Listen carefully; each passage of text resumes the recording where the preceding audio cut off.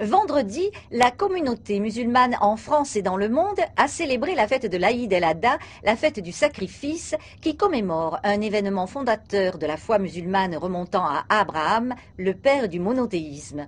Mais au-delà du geste symbolique du sacrifice, cette fête est un moment de partage et de solidarité, comme nous allons le voir.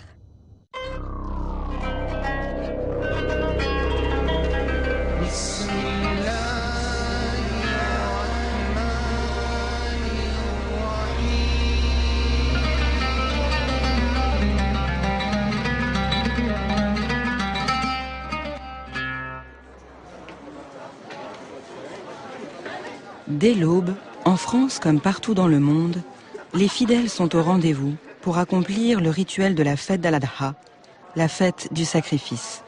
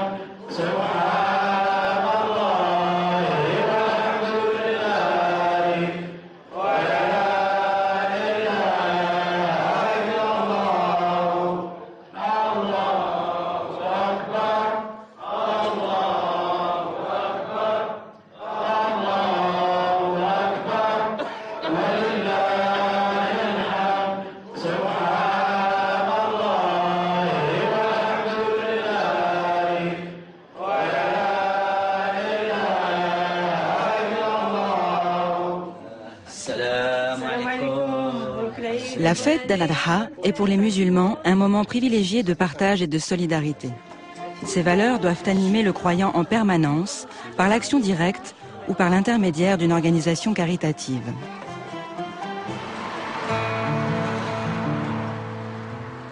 À Saint-Denis, en région parisienne, le Secours Islamique France a ouvert une épicerie solidaire. Une étape de plus dans le dispositif humanitaire qui s'ajoute aux différentes campagnes d'action dont les plus importantes sont lancées pendant le Ramadan et lors de la fête du sacrifice. Ainsi, l'an dernier, plus d'un demi-million de personnes ont bénéficié d'un colis de viande. L'épicerie solidaire, elle permet aux personnes qui sont des personnes démunies ou des personnes en situation financière précaire d'accéder donc à des denrées alimentaires à 10% de son prix du commerce. Au moment même où on effectue les derniers achats pour se retrouver autour d'un repas en famille, on ne peut oublier les personnes seules et parfois démunies pour lesquelles l'approche de la fête accentue la détresse. Kamel en est un exemple parmi tant d'autres. Cette année, je ne sacrifie pas parce que je n'ai pas de moyens. Je ne peux pas faire des dettes pour sacrifier parce que ça ne passe pas, c'est impossible. C'est comme le Hajj, pareil, pour y aller à la Mecque, c'est la même chose, on peut dire ça comme ça. Mais j'ai mes frères, j'ai ma famille, je peux y aller chez eux. J'ai des voisins aussi, il y a toujours le partage entre nous. On n'a pas oublié ces traditions, nos traditions comme ça. Et la ilaha illallah, la ilaha illallah. Voilà. Tous les bénéficiaires donc, qui ont accédé à l'épicerie cette année sont donc invités à la distribution de viande annuelle. C'est une manière donc, pour le Secours islamique de penser à eux, d'apporter donc toutes ces valeurs que nous véhiculons, à savoir la solidarité, la bonté, la générosité.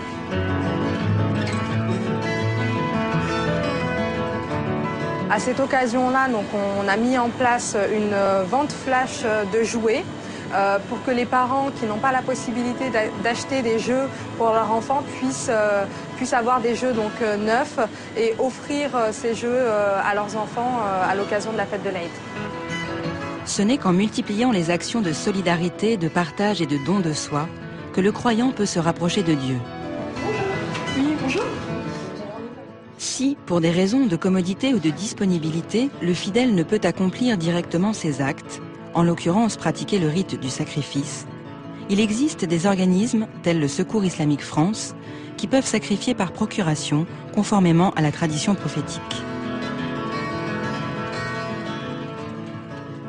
Le sacrifice au Secours islamique France est une campagne très importante, traditionnelle, qui permet à nos donateurs de perpétuer justement cette tradition prophétique, d'effectuer un sacrifice au nom de Dieu pour soulager les nécessiteux.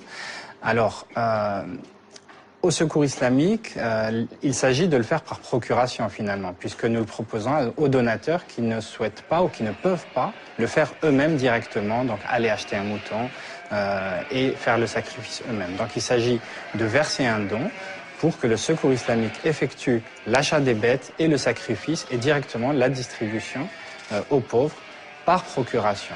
Et cette procuration, c'est quelque chose qui est unanimement reconnu par les savants musulmans, puisque le prophète sallallahu alayhi wa sallam a effectué lui-même des sacrifices par procuration. Le Secours islamique France est une organisation non gouvernementale à vocation humanitaire. Bonjour, monsieur Rose. Oui, bienvenue, de retour. Du Pakistan à Haïti, du Tchad à la Palestine ou du Kenya à la Syrie, cette organisation agit partout dans le monde, là où il y a une urgence.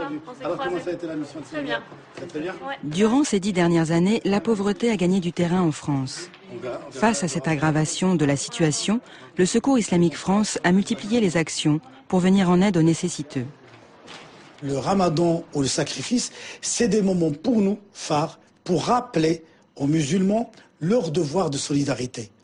On avait fait toute une éducation de nos donateurs depuis 20 ans, pour les sensibiliser, pour les mobiliser, mais également pour leur donner l'idée moderne de l'humanitaire qui coïncide énormément avec nos valeurs, celles de l'islam. Au Secours islamique, en fait, on a deux moments temps forts en fait, dans l'année. Il y a le mois de Ramadan où les donateurs sont particulièrement généreux, et puis également le moment de la fête de l'Aïd al-Adha, où les donateurs sont, on va dire, doublement généreux, à la fois parce qu'ils souhaitent perpétuer la tradition du prophète Ibrahim, également parce que c'est un moment où ils ont une réflexion sur l'humanitaire, donc à savoir, au-delà de la tradition, apporter une aide alimentaire, ou faire partager un moment de joie en fait pour les personnes qui sont nécessiteuses. Parce qu'au-delà de donner un col alimentaire, ce qui est important aussi, c'est de marquer le moment de la fête de l'Aïd à travers le monde, donc dans les pays où nous intervenons chaque année. L'islam, il englobe ces valeurs universelles de l'humanitaire et il les dépasse. Pourquoi? Parce que d'abord, il fait l'humanitaire par obligation. Le Coran, il parle d'obligation d'apporter l'aide. Pour pouvoir donner, il n'est pas nécessaire d'être riche. Je l'ai vu souvent sur le terrain, 1 euro peut faire la différence. Ne serait-ce que pour acheter ce morceau de plastique qui représente un jerrycan, qui permettra de charger de l'eau et de la transporter. J'ai vu des familles en Somalie qui ne l'avaient pas, ce jerrycan. Donc, évidemment, il n'est pas nécessaire d'être riche pour donner. Il suffit de donner de ce qu'on a, de ce qu'on peut donner, sans se mettre en difficulté, comme l'a recommandé le prophète sallallahu alayhi wa sallam. Il y a un hadith qui dit « Robba dinar sabaqa alfa dinar ». Un dinar peut dépasser 1000 dinars en valeur. Pourquoi? Parce que celui qui avait 1 dinar, peut-être n'en avait que 2, il a donné la moitié de ce qu'il possédait. Et celui qui avait 1000 dinars était peut-être riche à millions et a donné une petite partie de ce qu'il possédait. Et chez Allah subhanahu wa ta'ala, chez Dieu, la récompense de ce dinar-là est supérieure à la récompense des 1000 dinars. Donc, évidemment, nos donateurs, pour beaucoup d'entre eux, sont des gens qui sont soit au chômage, soit qui sont titulaires des minima sociaux, etc. Mais ils donnent avec leur cœur et ils se privent parfois pour aider ceux qui ont moins qu'eux. Et c'est ce qui fait la richesse et la beauté de ce travail.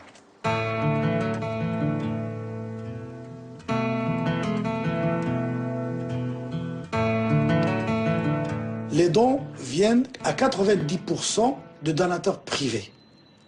Et 10% viennent de ce qu'on appelle les institutionnels, c'est-à-dire nos partenaires de l'État français, le CDC, le Centre de crise, l'AFD, l'Agence française de développement, les agences des Nations Unies, l'Union européenne, c'est-à-dire ECHO. Donc ça représente à peu près, ça dépend de l'année, 10%.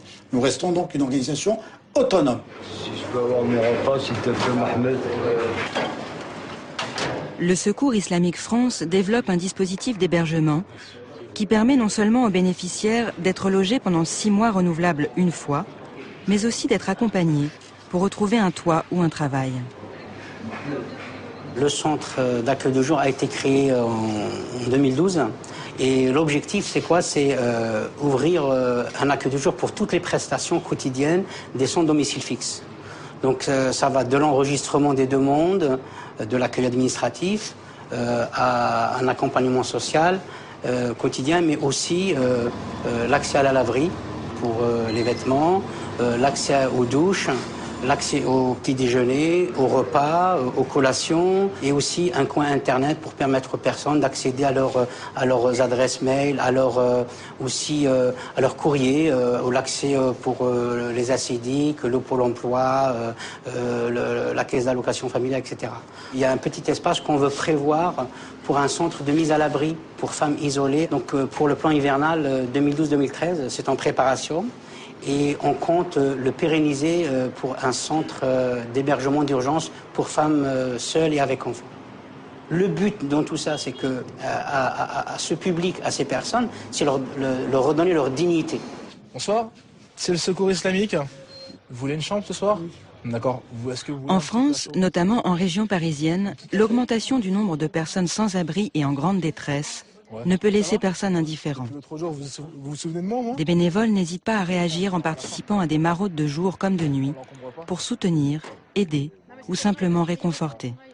Les maraudes, en fait, ce sont des personnes qui vont à la rencontre des gens qui sont à la rue, qui n'ont plus de domicile. Et en fait, donc, ces personnes, ce sont des bénévoles qui vont à la rencontre des gens pour leur apporter un peu de réconfort, discuter un petit peu avec eux, pour créer un lien avec eux. Et en même temps pour leur apporter le nécessaire tel que de l'alimentaire, pour l'hygiène aussi. Et puis en même temps, il y a un retour qui m'est fait de façon à savoir où en sont les démarches des personnes, voir à mon niveau ce qu'il est possible de faire, rentrer en contact avec le 115 ou rentrer en contact aussi avec le SAMU social. Le jour d'une fête, on sent beaucoup plus la solitude et la pauvreté.